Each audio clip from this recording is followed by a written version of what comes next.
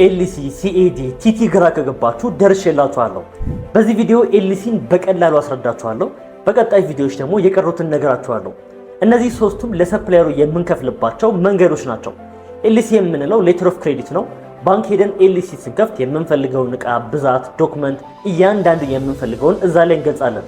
ባንኩ ይሄንን ይወስድና ለኢንተርሚዲየት ባንኩ ይልክለታል። ኢንተርሚዲየት ባንክ የሚገኙት ለንደን ሊሆን ይችላል፣ ኒውዮርክ ሊሆን ይችላል።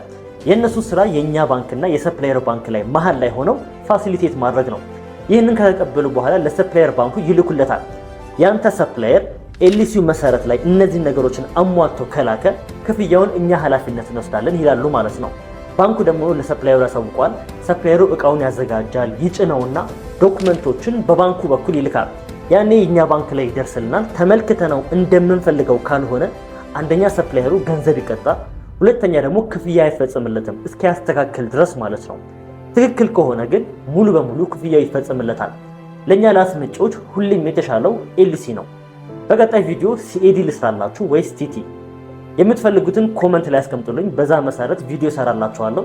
ስለ ኢምፖርት ከኢምፖርተር ለመማር ፎሎ አድርጉ።